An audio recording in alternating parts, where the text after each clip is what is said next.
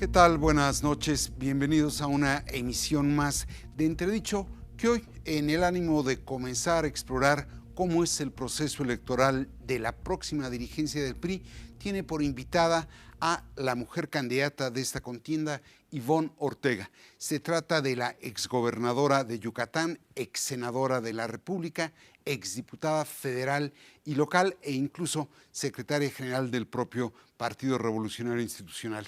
Bienvenida. Hola René, muchas gracias por la oportunidad de platicar contigo y con el auditorio. Qué bueno, qué bueno. De entrada la pregunta fuerte, ¿no va a terminar usted como comparsa de un proceso electoral amañado que ya tiene de algún modo determinado al ganador como lo es Alejandro Moreno? Por supuesto que no. Quiero comentarte, si me dijeras cuál es el momento más difícil de la campaña, ya lo pasamos. Fue el 22 de junio. El momento más difícil fue en el que los sectores y las organizaciones no nos quisieron firmar para el registro a la fórmula, a Pepe Chón y a mí. Le digo Pepe Chón, a Pepe Alfaro.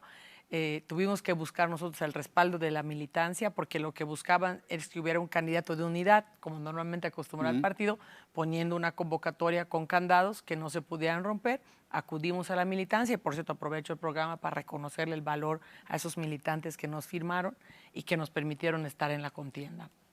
Ahora, no está usted jugando solo a obtener una recompensa política. No, hombre, por favor, es una ofensa.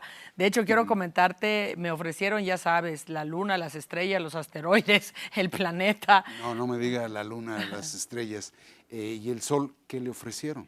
Primero me comentó Alejandro, el candidato de la cúpula, que ya no había cómo competir, que las condiciones ya estaban decididas, que él tenía el acuerdo con el expresidente Enrique Peña Nieto, con el presidente actual Andrés Manuel López Obrador, que ya tenía el acuerdo con los gobernadores, entonces la elección ya estaba decidida. Y yo le dije, bueno, en mi casa somos 3 y somos 3 militantes. Yo y mis 2 hermanas, por lo menos por esos 3 votos voy a luchar. He estado recorriendo el país, escuchando la militancia. Pero a ver, la detengo, Ivonne. ¿Le dijo eso y qué le ofreció? Bueno, me ofreció estar en un sector, ya sabes, la diputación, el cargo para el equipo, lo que así considerara dentro del partido. ¿Dinero? No, dinero no. Unas vacaciones en la residencia que tiene en Campeche. No, tampoco, no. Me ofreció cargos en el partido, me ofreció cargos para mi gente. Ha ofrecido, por lo que sé, por lo menos la primera circunscripción de la tercera, la primera posición de la tercera circunscripción, se le ha ofrecido por lo menos a 8 que yo conozco, que se le haya ofrecido, ¿no? Qué barbaridad. De hecho, bueno, ya mencionó usted al expresidente Enrique Peña Nieto, ya mencionó al presidente Andrés Manuel López Obrador, y de hecho habla usted de una pequeña cúpula, que es la que pretende mantener el control. Del PRI? ¿Quiénes integran esa pequeña cúpula? Básicamente los funcionarios del gobierno anterior, esos son los que han Nombres. estado. Luis Videgaray, el propio ex candidato Mitt, que ha hablado con algunos, particularmente por ejemplo con Ulises, para pedirle que decline de su aspiración, que está todavía peleando en el tribunal para ver si le resarcen sus derechos políticos. Están básicamente los que estuvieron en el gobierno, ¿no? Pero menciona también al presidente López Obrador. También está el presidente. Me dice, ¿tienen metido las manos el presidente? No las manos, los pies, la cabeza, el cuerpo completo en el proceso. ¿Por qué le importa el proceso del PRI? Eso hay que dejarlo muy claro a los militantes y aprovecho la oportunidad que me das para platicar con ellos a través del programa. En el 2018 vota el 67% del padrón electoral. Votación inédita, histórica, una muy mala elección para el partido. Solo tenemos 9 diputados federales de 300 distritos de competencia. Y en el 2018, en la elección que acaba de pasar, el 2 de junio, vota en el mejor de los casos el 30% del padrón electoral. Hay un distrito en Quintana Roo que votó el 10% del padrón electoral. O sea, el que va a ser diputado con el 37% del 10% de la participación, o sea, con el 3% del total del padrón electoral. ¿Qué significa esto? Todavía estoy lo suficientemente molesto con el PRI como para votar por él, pero lo que estoy viendo que está pasando no me está gustando o ya me afectó directamente alguna de las decisiones que tomó el presidente. Entonces, ¿qué hago? No voto.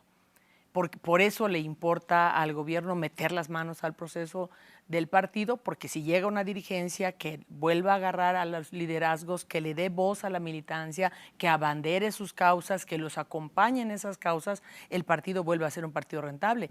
Y el 21, que ese es el fondo, hoy López Obrador o Morena tiene 19 congresos locales, reforma constitucional sin ningún problema. En el 21 se compiten 14 congresos locales. Se compiten 500 federales, 12 gubernaturas y 1.583 ayuntamientos. Ese es el tamaño, la importancia de la elección del 21. Poder perderla con el control que hoy tiene. ¿Diría usted que el presidente López Obrador quiere hacer del PRI lo que fue el PARM? Quiere hacer del PRI un partido satélite y por eso estamos luchando, al igual que yo y Pepe Encarnación, que es mi compañero de fórmula, muchos militantes no queremos que el PRI sea un partido satélite, queremos que el PRI vuelva a recorrer, aunque nos tengamos que limpiar y sacudir de varias gentes que nos han hecho o nos han lastimado en algún momento, sacudir eso y los que somos priistas salir a buscar de nuevo. ¿Quiénes nos han lastimado? Lo acabo de comentar, varios de los que están denunciados, denuncian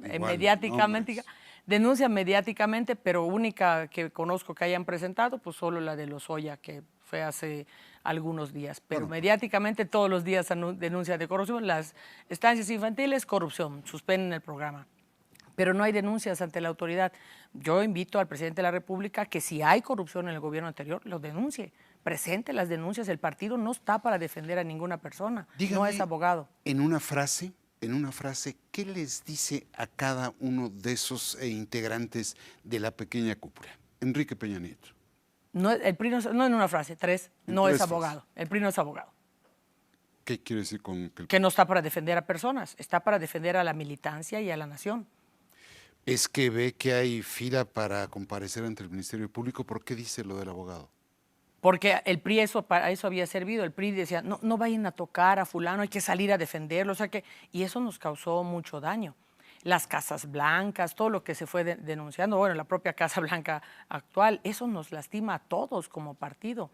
Y el partido no puede estar para defender a una persona, tiene que estar para defender a su militancia y a la nación. Están pasando cosas todos los días en este gobierno y el partido no sale. Bueno, nuestros diputados votaron a favor de una acción inconstitucional en Baja California para ampliar un periodo que ya votaron los ciudadanos. Imagínate. Increíble. Entonces, a Enrique Peña Nieto, el PRI no es abogado defensor de nadie. Ni de Enrique Peña Nieto ni de nadie. Luis Videgaray. Tampoco. ¿Qué le dicen? Una frase. Lo mismo, no somos abogados. No somos abogados de nadie. ¿A José Antonio Meade? También. Bueno, en el caso de José Antonio Meade no es militante del partido. Acuérdate que fue candidato ciudadano externo. ¿Qué le dicen? También, o sea, si tuvieran alguna condición en su contra, pues que procedan. Nosotros no somos abogados. Y a los gobernadores que ya se manifestaron a favor de Alejandro Moreno, ¿qué les dice? Lo he comentado, el mejor trabajo que pueden hacer para fortalecer al partido es trabajar por sus estados, por la confianza que les dieron sus electores, por la confianza que le dimos los militantes al cargo que tienen.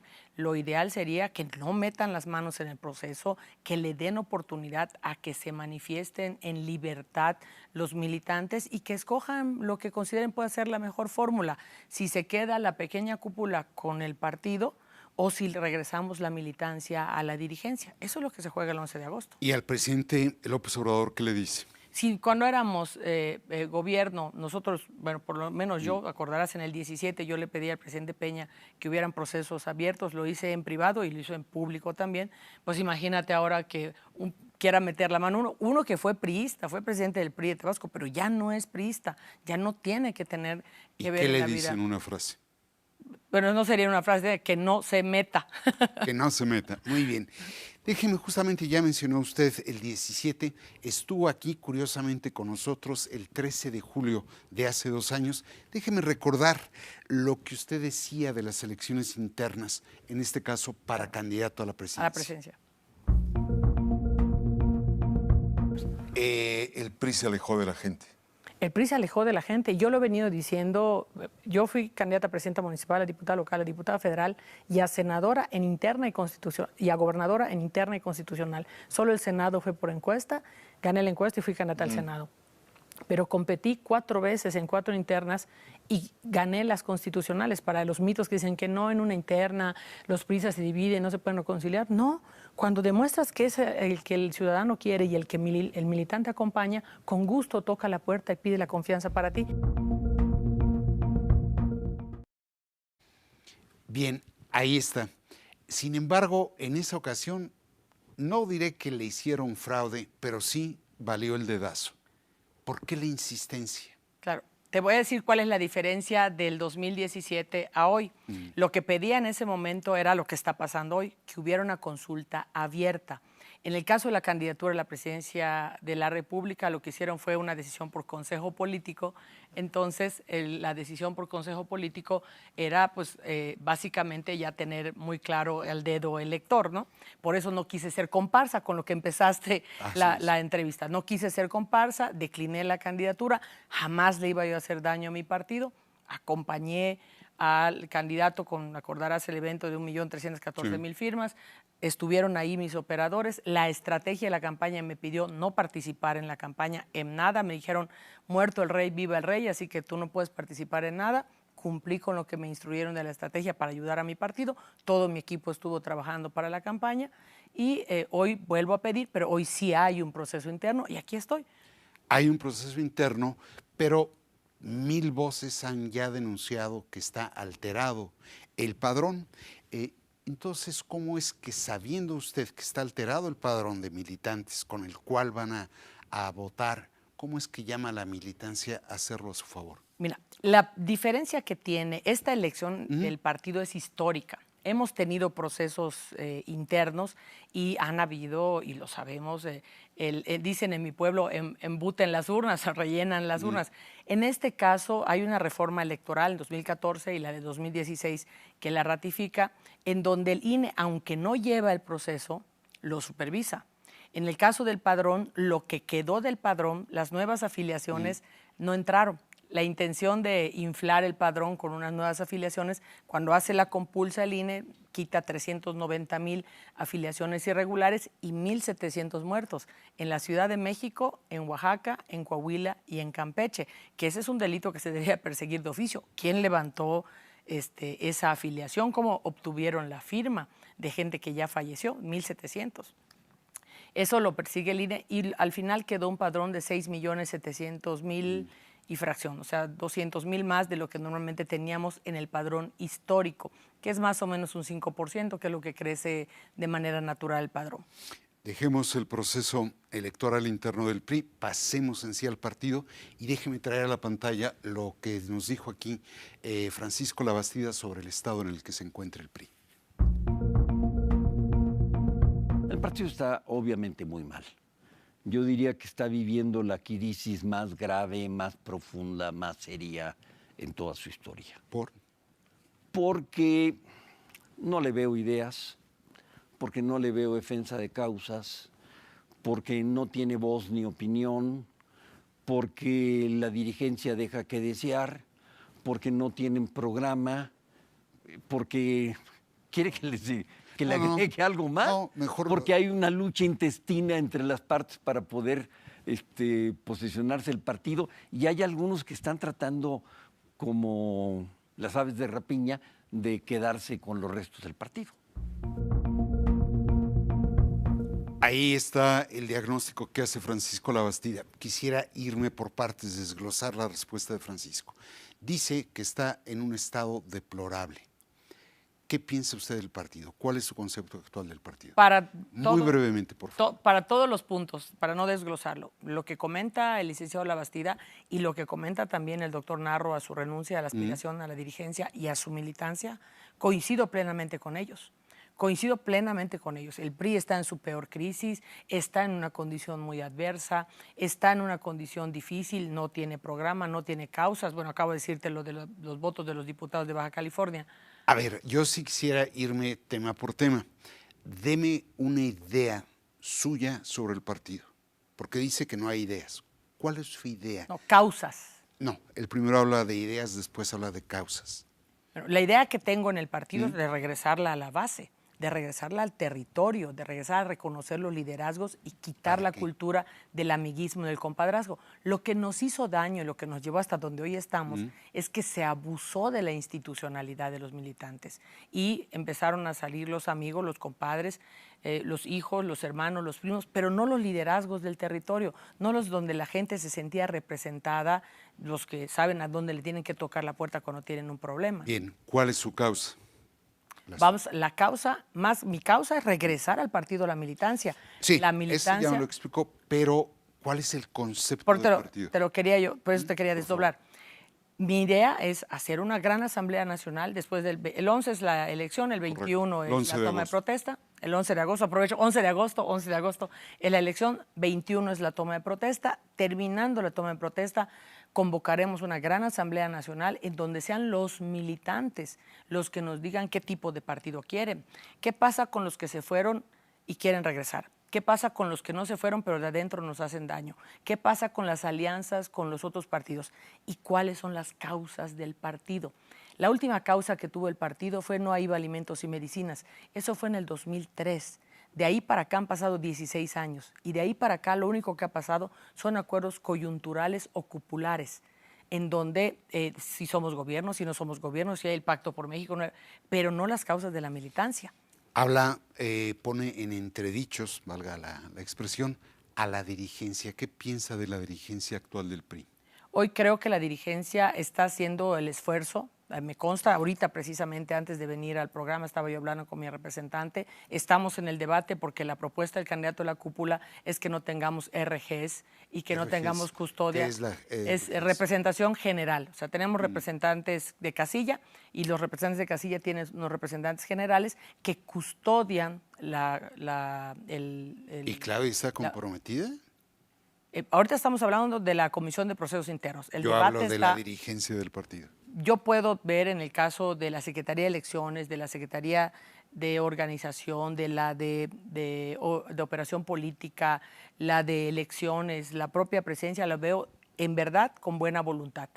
En algunos casos me parece que con inocencia, pero de buena voluntad. ¿Cómo definiría en una frase la oposición que haría a Andrés Manuel López Obrador? La definición que haría es hacer un partido contrapeso. Oposición, sí. Contrapesos, todos hablamos de contrapesos, pero ¿cuál sería la estrategia política de Ivonne Ortega frente al gobierno? Teniendo el mandato de la militancia, te hablaba de la asamblea, teniendo el mandato de la militancia, cuando termine la asamblea, pues dicen que el que pregunta no se equivoca.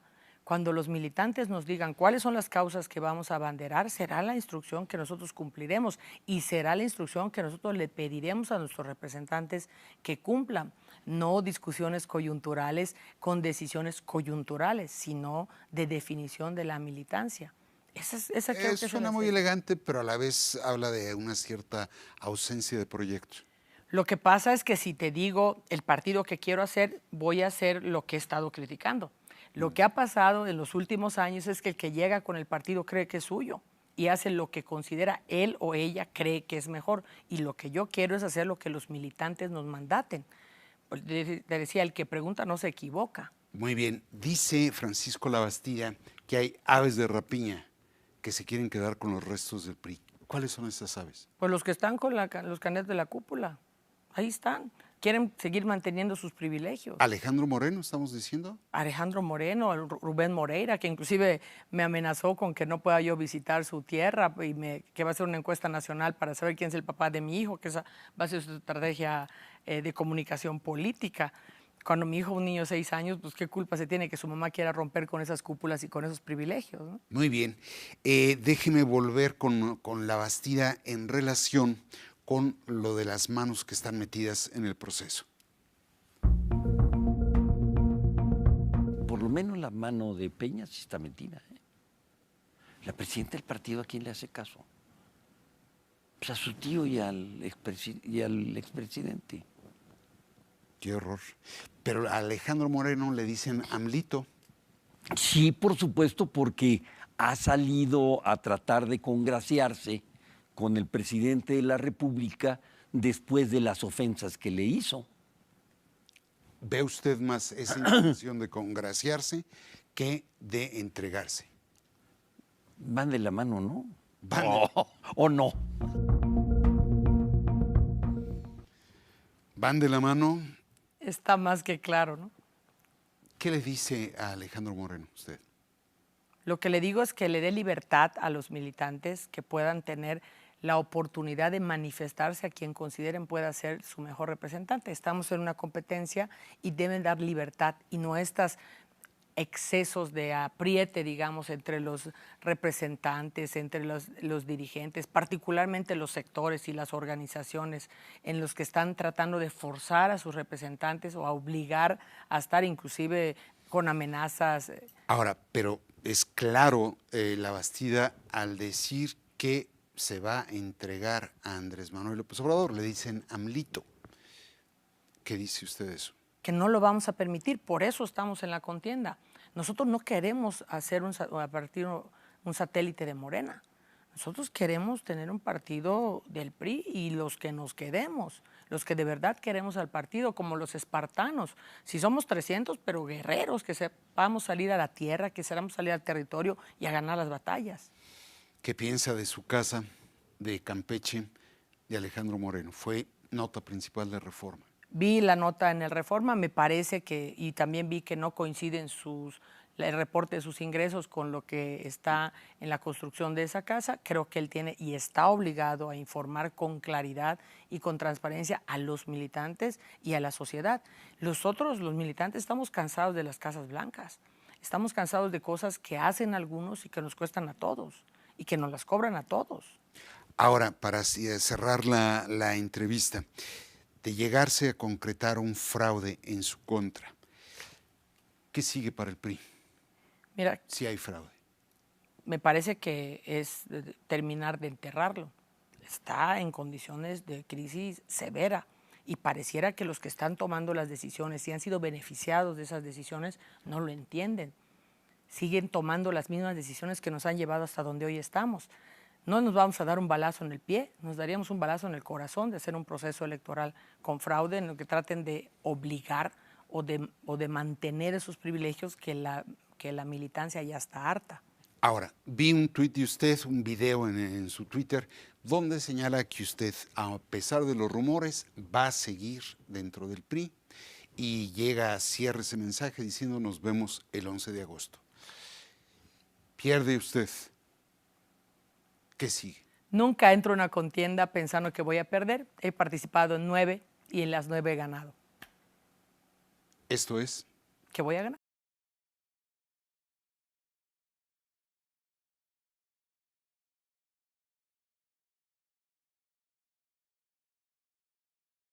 En Entredichos. Muchas gracias.